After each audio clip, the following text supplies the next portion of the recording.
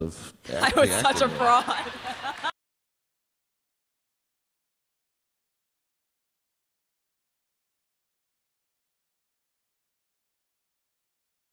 Hello, gorgeous people.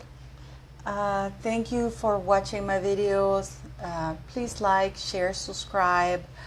Uh, I appreciate the super thanks donations and donations to my PayPal account. You know, for those who buy me coffee and stuff for City, thank you very much. Um, you know, I'm still reading the book because it's hard, and I have to work, and I haven't also been feeling too well. So. But it's amazing. I watched with fascination because Harry, in his latest pages, he talks about Mr. Markle, how dreadful he is for going to and talking to the press. He's angry because Mr. Markle is going and talking to the press. You know, in one of the text messages in the court that Jason Kanoff produced, Meghan Markle said that she wrote the letter in that way by hand and purposely with long paragraphs. So either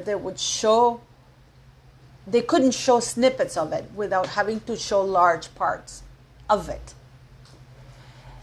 So there was premeditation in what she was doing, because she knew that in order for the letter or something to make sense, even the smallest snippet, it would be very long.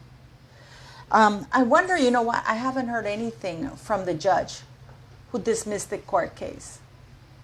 Now, in the book, Harry and Meghan Markle Harry talks about that he was given five options.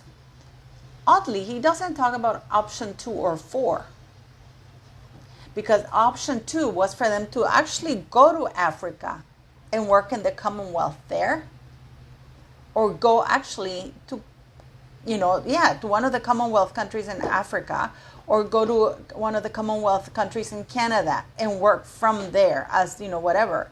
He doesn't mention option 2 and 4 if you read his book. Only 1, 3, and 5. Because, of course, Meghan never intended to go to be in the Commonwealth. She's done her thing. She got the title. She got that idiot line and sinker. And the second pregnancy was just to ensure that she gets more money out of him when she divorces him. But he doesn't talk about that. What I am surprised is that Harry is going on. Let's face it, he has a much bigger platform and access and reach given who his family is. Not because of him or anything he's done, but who his family is.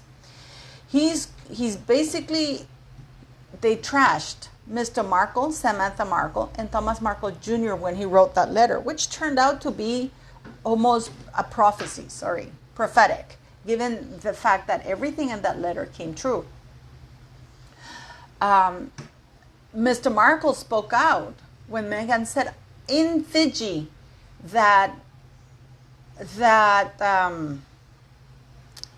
when she said in Fiji that she paid for her school, when that isn't the case. It is incredible that I really think that they have to allow the people whom she bullied to speak out, because Harry here makes some serious accusations, saying that it was a staff member, one of those PAs who is very professional and being professional in her life, who was requesting freebies on behalf of Meghan Markle in order to get them for herself.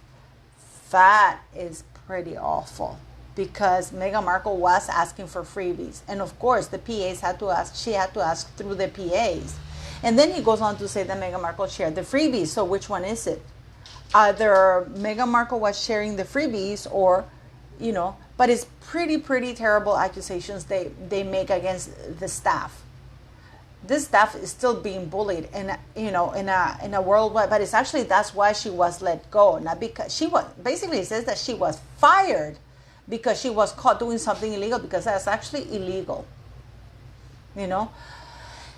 but the point I wanted to make with this is, like, he is allowed to go in the platforms. I mean, he's had Netflix, a bigger reach, him and Meghan Markle, every lie that they've spoken, everything that they've said has been debunked and proved to be lies, right? Everything, 99.99% that Meghan Markle, Prince Harry, and Doria Ragland have said are lies.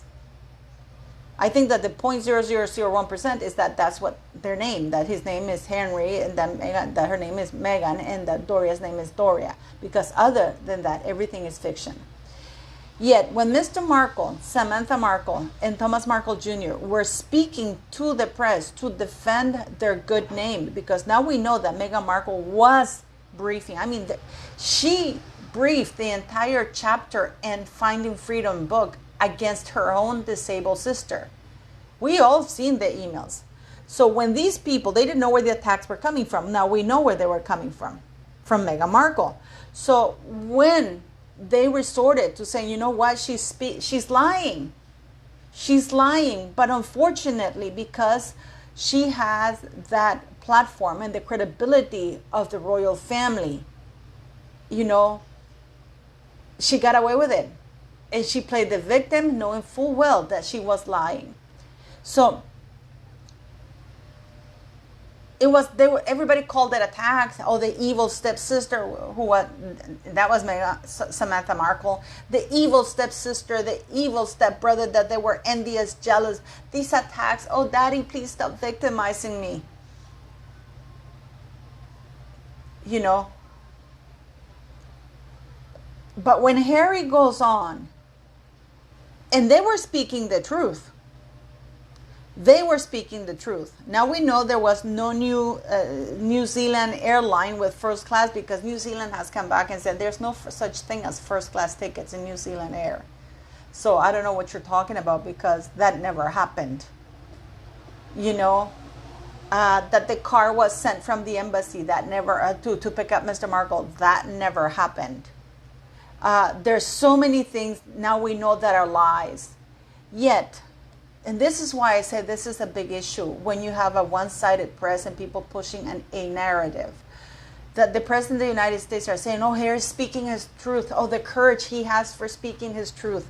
We have this lady from the BLM saying, oh, well, now we know that, because she's criticizing Harry and Meghan Markle for backtracking, saying now that they never called the royal family racist. Oh, yeah, they're liars, but we can't deny that they suffer racism and bullying. Where is she getting this from? She can't say that they're lying about the racist allegations, because, you know, that means that they lied about suffering racism. If she says, oh, it's some bias, unconscious bias. No, there's no such thing. There's no such thing. That's a made-up term that the woke, idiot, liberal people are inventing. Unconscious bias. No. No. So this BLM lady comes and says, oh, they're liars. But at the same time, we can't. They're liars about the racism claims that they claim they suffer, their allegations. So if they're lying about that, then how can she on the next breath say, well, they did suffer racism and bullying, when Meghan Markle is the one accused of bullying? You know, in the book, it comes very clear to me, Harry's denial, the gaslighting he does. And people think that it's because he's not smart or he doesn't know what he's doing. No, he knows what he's doing. But this is a man, and I did a TikTok live yesterday with Cynthia Wilson. And we talked about, and I said to her, he knows he's lying. But this type of behavior that is so extreme just doesn't happen overnight. Meghan Markle has always been a liar. Meghan Markle has always been a liar. The problem was that because nobody knew who she was, her lies were unchallenged. Nobody bothered to check them. But when she goes on to say, oh, you know, my father, the 1992 riots, I saw the ash, my life in danger. She was, I think, in Palm Springs or something like that. That Mr. Markle came to pick her up so his little princess wouldn't suffer anything, and they went to this luxurious retreat. So her paying the school, that's a lie. Her working at the age of 13, that's another lie. I mean, there are so many things that are so terrible. Yet, the press, when Mr. Markle, when he had a heart attack, you know, Harry in the book talks, oh, he didn't come.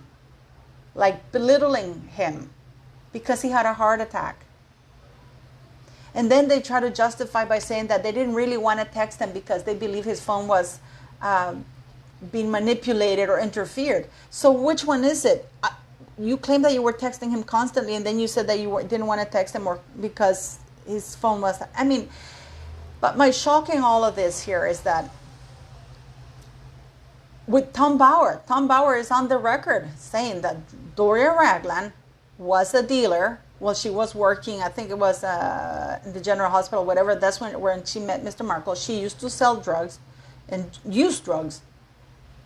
And that was the major cause of the marriage breakup. He went on the record saying that. This is what Mr. Bauer said at Down Wooden. And he says, don't worry, it's legally safe for me to say because this gentleman does his homework.